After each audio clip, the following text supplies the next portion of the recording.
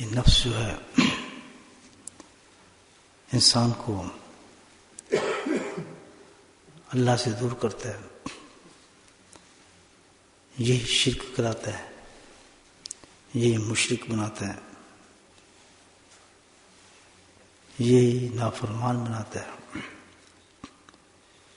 یہی بہت بڑے بڑے گناہ کرا دیتا ہے، اور یہی نفس ہے جو صحیح ہو جائے تو اللہ سے ملا دیتا ہے۔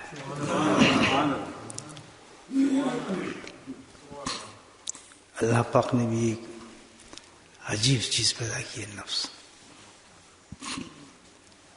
کہ اس سے نہ نفرت کر سکتے ہیں نہ دوستی کر سکتے ہیں، عجیب چیز ہے۔ شیطان اتنا خطرناک نہیں ہے، تو قرآن نے بھی کہا ہے اس کے جتنے معاملات ہیں سارے ضعیف ہیں، بوسیدہ ہیں، ان میں کوئی طاقت نہیں ہوتی، بس یہ لگتا بہت مضبوط ہے، خطرناک ہے شیطان۔ وساوس اس کے بڑے شیطان ہوتے ہیں، اس میں وہ کیا کرتا ہے؟ وساوس پیدا کرتا ہے۔ رب الناس ملک الناس الہ الناس من شر الوسواس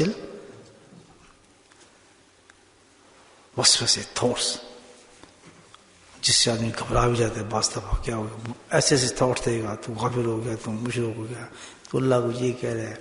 بہت سے لوگ کہتے ہیں جی ہم تو کچھ کہنا نہیں چاہتے، اور استغفر اللہ، ہمارے خیالات ایسے ہو جاتے ہیں جیسے ہم اللہ تعالیٰ کی نافرمانی کر رہے ہیں، اللہ تعالیٰ کی گستاخی کر رہے ہیں۔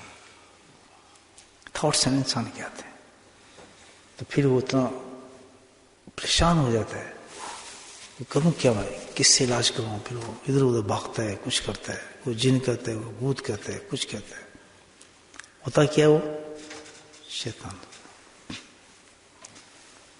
تھاٹس ڈالتے ہیں انسان کے دل میں۔ پریشان کن چیز ہے بہت۔ ایک آدمی آپ کے پیچھے تھاٹس ڈالتا رہے الٹے سیدھے، وہی تو کیوں یہ کرتا ہے، تو یہ کر لے، فلاں کر لے، لیکن ہے ضعیف۔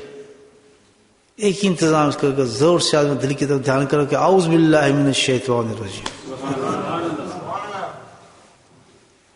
اس کے بچنے کیا طریقہ ہوا؟ تو سمجھے اس کا مطلب کیا ہے؟ اعوذ باللہ من الشیطان الرجیم، کہ اللہ تعالیٰ میں تیری پناہ لے رہا ہوں، بس اس سے مجھے تو بچا۔ تو شیطان کے وسوسے جو دور ہوتے ہیں کس سے؟ جو انسان اللہ سے پناہ مانگتا ہے تو پناہ میں لے لے، اس کے وسوسے ختم کرا مجھے۔ پھر پناہ لینے کے طریقے بتائیں اللہ تعالیٰ، یہ کیسے پناہ لی جائے؟ اللہ کی پناہ مانگ رہے ہیں آپ،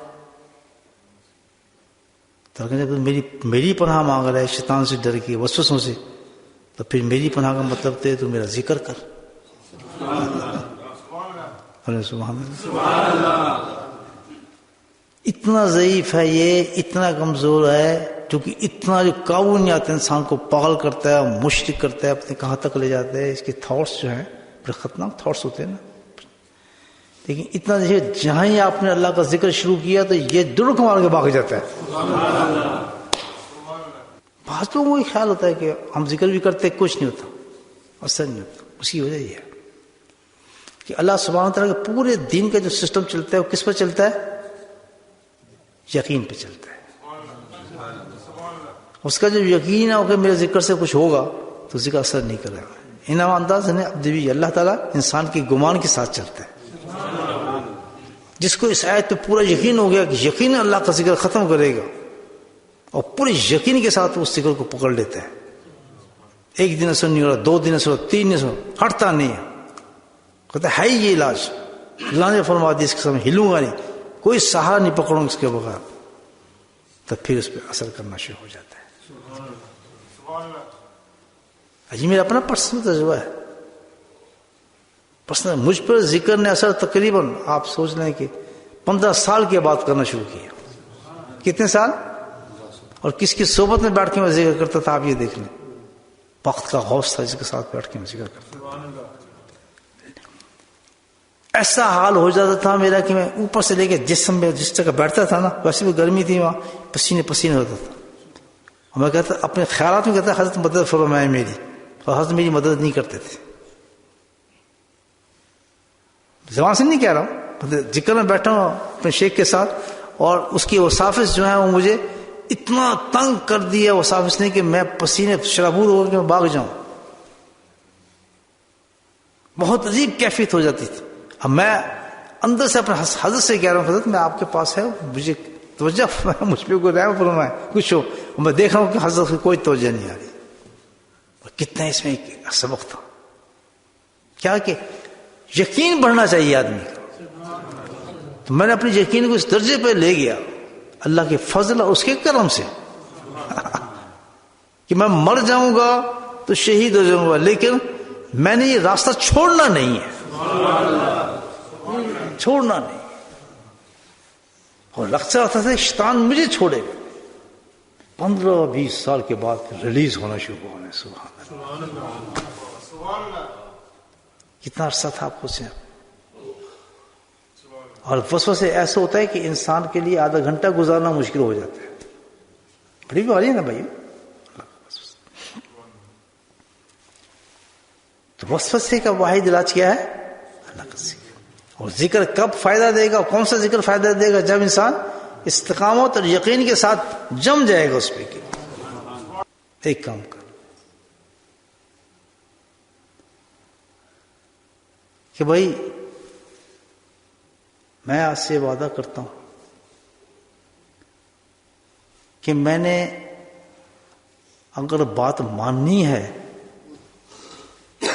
اگر میں نے بات ماننی ہے سبحان اللہ،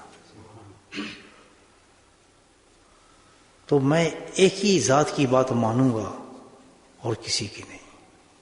وہ کون؟ جس کے بارے میں اللہ نے قرآن حکیم میں فرمایا ہے واتقوا، کہ جو میرا محبوب تمہیں کہے وہ کر لو. جس سے تمہیں کہے رک جاؤ اس سے رک جاؤ. مختصر اللہ پاک نے اس چھوٹی سے آیت میں نفس کی بربادی کا پورا سامان پیدا فرما دیا. ورنہ نفس کو کتنے مجاہدات آپ کریں. کیا کہ ہم ایک فیصلہ کر لیں زندگی کا دوستوں.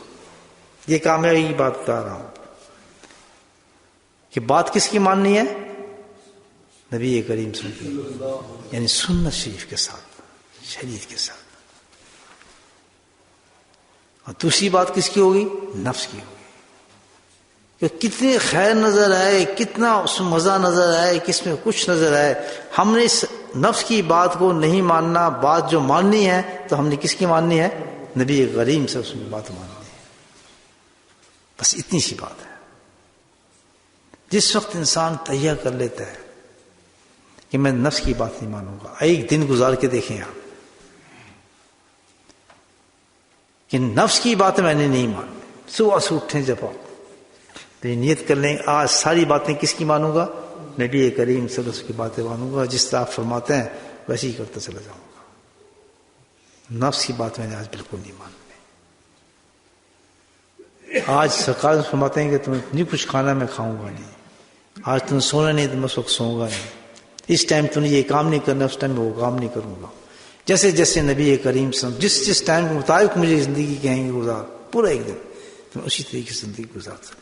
اس چیز کو تم نے ہاتھ نہیں لگانا، اس چیز کو تم نے دیکھنا نہیں ہے، اس چیز کو تم نے یہ نہیں کرنا ہے. کیونکہ اللہ نے انتظام ایسے کیا ہے کہ کوئی چیز ایسی نہیں ہے پوری زندگی کی کہ جس کے بارے میں نبی کریم انسٹرکشن نہ دی ہو کہ یہ کر لو اور یہ نہ کرو. ہے یا نہیں بھائی؟ یہ پورا دین ہے ہمارا. یہ ہے دین. کسی نبی کی ایسی شریعت نہیں ہے، ایسی سنت نہیں ہے جو اللہ نے ایسے انتظام کیا کہ آپ صلی اللہ علیہ وسلم کی ایک ایک چیز کو ظاہر کر دیا، پہنچا دیا.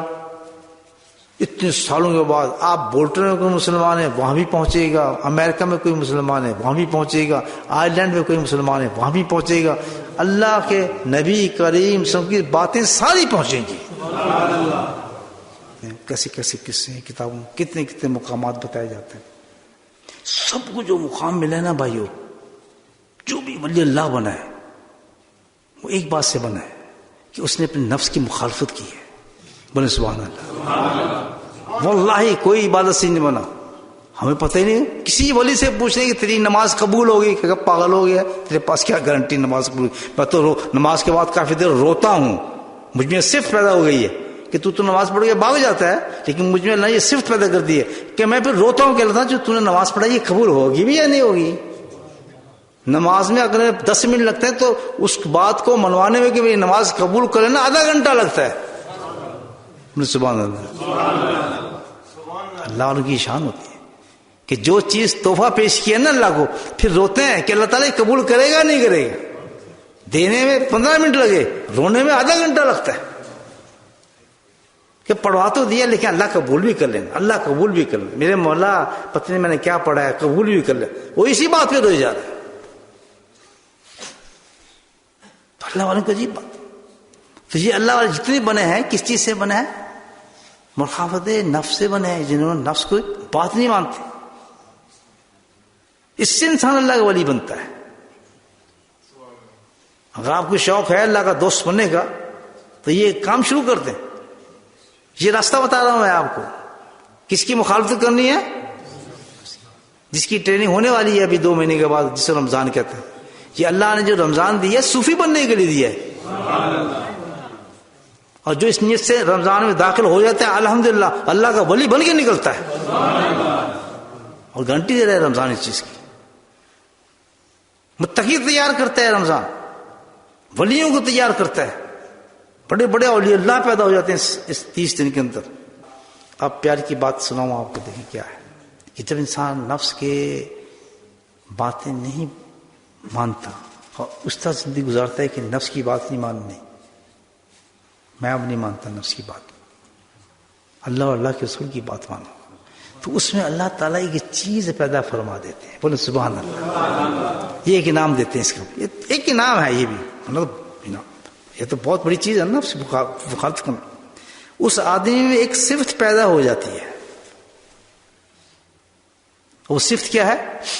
اس کو کہا جاتا ہے حضوری. تصوف کا لفظ کیا کہا جاتا ہے؟ حضوری قلب. یہ زندگی سمجھ لیں, حضوری کی مطلب سمجھیں ایک زندگی اللہ تعالیٰ اس کو عطا فرماتا ہے, روحانی زندگی دیتا ہے. خود بخود اس کے اندر ودیت کر جاتی ہے. یہ ایک انعام مل رہا ہے. جب آپ نفس کی بات نہیں مانیں گے تو آپ کو اللہ ایک انعام دے گا کہ آپ کے اندر ایک ایسا نور پیدا کر دے کہ حضور پیدا کر دیتا ہے آپ کے اندر, اور ہر ولی اللہ کے اندر وہ چیز پیدا ہو جاتی ہے. بولے اس میں کیا ہوتا ہے حضوری سے؟ جب یہ چیز نور نفس کی مخالفت نہ کر کے جب یہ نور پیدا ہوتا ہے, حضوری کیا چیز ہوتی ہے؟ حضوری یہ ہوتی ہے کہ اس کا جو دل ہے وہ جلوہ گائے ربانی بن جاتا ہے. اب اس کی کیفیت یوں ہو جاتی ہے کہ ایک ہی نام ہے صرف نفس کی بات نہ مانے. اس کی کیفیت کیا ہوتی ہے کہ اندر سے اس کی حضوری ایسی ہوتی ہے کہ کبھی وہ مدینے پہنچ رہا ہوتا ہے, کبھی مکہ پہنچ رہا ہوتا ہے. اب اس کی کیفیات یہ ہوتی ہے, اس کو یہ پتہ نہیں میں جاگتے دیکھ رہا ہوں یا خواب میں دیکھ رہا ہوں. یہ علام ہے, یہ حقیقت ہے. تو بعض دفعہ تو ہاتھ سے پکڑنے کی کوشش کرتا ہے کہ شاید پہنچ بھی ہے.